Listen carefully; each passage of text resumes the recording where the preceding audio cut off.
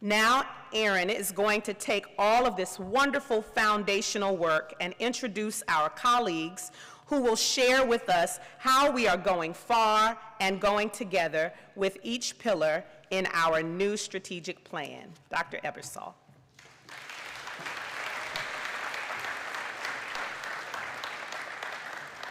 Thank you, Trinace, and good morning, friends and colleagues. I'm Erin Ebersol, and as Dr. Wilson mentioned earlier, we're going to talk now about our three pillars, access, momentum, and mobility, and how our plan represents the amazing work of our CSM community. We are going to explore this a little further with regard to upcoming initiatives here at CSM. But first, let's take a closer look at our three pillars. Access. We welcome everyone by removing barriers. Momentum. We take persistence seriously, examining our culture, policies, and practices. And our third pillar, mobility. We offer educational pathways to improve lives. As Dr. Wilson said, each of us is an architect of our three pillars and as we build success together. Now we will be hearing about several initiatives that are already building on those strategic pillars of access, momentum, and mobility, and how we will define success within each initiative. Please help me welcome Julie Andrews, Camber Smith, Alan Hemming, and Destiny Courtney to talk more about the access initiatives underway at CSM. These access initiatives are great examples of how CSM is making sure we open front doors, side doors, back doors, and sometimes even windows to provide entry points with the help of our partners in developing outreach strategies.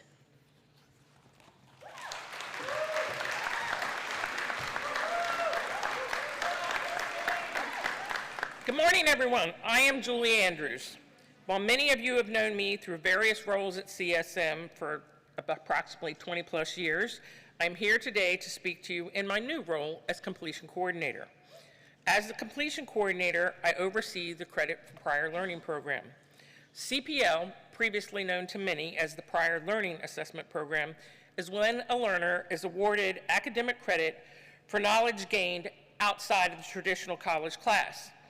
Students can get credit for work experience through military service, other experiential learning, work activities. These sources may include internal assessments, such as departmental exams, nationally accepted exams, such as AP or CLEP, military credits, such as DSST or military transcripts, articulated credit, such as career and technical education or certification verification, transfer services, such as reverse transfer. CPL supports the college's access strategic pillar by providing more entry points to students in obtaining their academic workforce goals by earning up to 75% of their program's credits at a significant decrease in cost and time. Upcoming goals for CPL include a new CPL website, which should launch at the end of the month, a CPL campaign, which will be created and released throughout the year. Discussions with marketing will begin after the launch of the CPL website. Working with DLL, the testing center, advising transfer services to create workshops that will be created to provide faculty training on the assessment processes. Measurements of success for CPL will be sought through each leg of our CPL framework through KPIs that will include number of students processed, number of credits awarded, number of programs completed, and community involvement. My inaugural year has included conducting a CPL study of all Maryland community colleges. The survey results proved that CSM is one of 3 colleges that has a dedicated CPL position to support our students. Additionally, we are one of the 16 colleges that provide 12 plus avenues for our students to gain credit through CPL. Additionally, the listing of survey respondents is being used for the creation of the new Maryland Community College Credit for Prior Learning Affinity Group, which I have been selected to serve as Vice Chair of the Board of Directors. I am thrilled to report that CSM is on a student-focused, student-centered path for CPL, and I look forward to speaking to any one of you that is interested in learning more about CPL.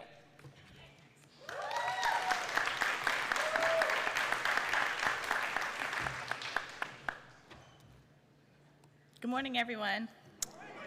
I'm Kimber Smith, and today I want to talk about a vital initiative in education, expanding access for students through a diverse faculty and staff.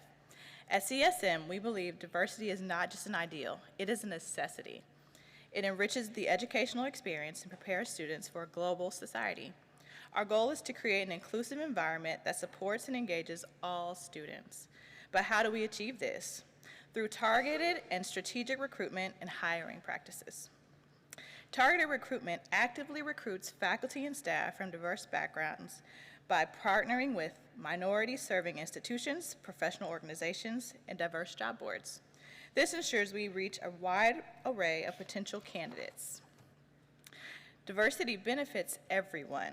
Seeing faculty and staff who share their cultural, racial, and ethnic backgrounds can be incredibly inspiring for students. It provides them with role models and demonstrates that they too can achieve their dreams.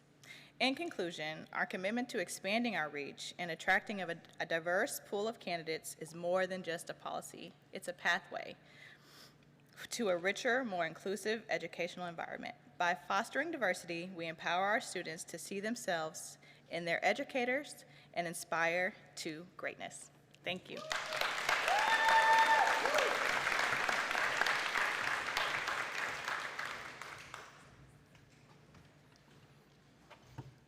Good morning, my CSM community. That was a little weak. Good morning. Good morning. All right, so my name's Alan. A lot of you have known me for a while, but it is my honor to present to you Gardening for Hunger. This is a strategic partnership with Farming for Hunger, currently at the Prince Frederick campus. This name came out of a discernment period where we felt we wanted to carry the values of Farming for Hunger, which is everyone is fed at the farm, and then have it on a smaller scale with the garden that's at the Prince Frederick campus. And so we came up with the name Gardening for Hunger. For those that are new to the college, I have somehow been speaking at Convocation the last 4 years. And let me get this clear for everyone that's listening. I might have an idea, but this is not my project. You laugh. And my voice just cracked. But you laugh. But let me give you an illustration of this. I have a butterfly bush that was gifted to me. I don't know why, but it was gifted to me. It is currently growing at a 45-degree angle. That's where we're at. And so I bring this up because what I offered to you all these years ago is a seed of an idea that can provide a space for our students, for our community, to not just grow food for themselves, but also provide an opportunity for growth as people. The pictures I have on the slide present and kind of represent what the garden could be. It shows a welcoming place for introspection, solitude, and also a space for students to use their hands to help others, but also learn about themselves and how to work with one another. It currently has gone through some growing pains, if I can bring the dad puns, because we have been relying on a seed of an idea to carry out a vision. And so for us, this garden is an institutional commitment where we have the opportunity to have classes conducted in the space. We have the opportunity to have strategic partnerships with homeschooling programs in the community. We have the possibility of working with the Hawk Pantry to provide food for our students, but also our community. But if it has been done to its full potential, it's because it can be replicated on other campuses, and the work is done by you. But this cannot be done by me. We will have a sideways 45-degree butterfly bush. We don't want that. So as an institutional commitment from us as a CSM community, it relies on all of us to do it together. Sideways butterfly bushes and all, just so that we can see this garden grow. Gardening for Hunger is not just here to grow vegetables for us, but it's a way to grow people. Thanks.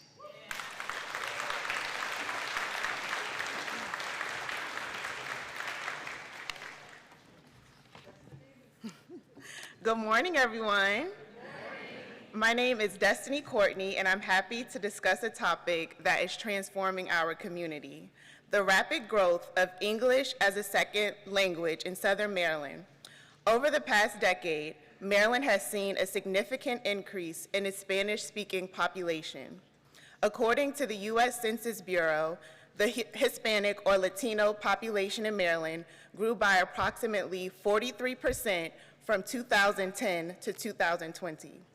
CSM data shows the head count of Hispanic students increased 2% since 2018 for credit and credit-free students, and this number is steadily increasing. As our community grows and evolves, so does the need for comprehensive language education. The grant-based adult education program provides free English as a second language classes to students and is an entry point to CSM. Last year, we had 47 students in the adult education classes moving on to credit and credit-free classes. Through our ESL program, we see students gain confidence, access to new job opportunities, and integrate more fully into our community. Our program is not just about learning English, it's also about building a community. We provide resources, mentorship, and a network of support to ensure our students succeed both inside and outside of the classroom.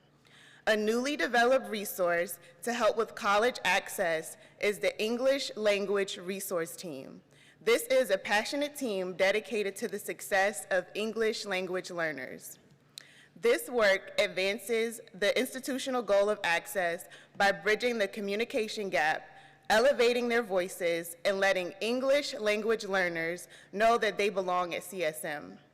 We will continue to provide access points to all speakers of other languages and welcome them with open arms at our college. Thank you.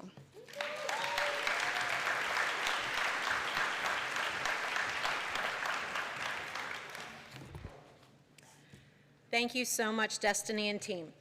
Now let's turn to some data to understand how we're going to move the needle on access and to determine what we want to look like in 5 years. What will student success look like at CSM in 5 years?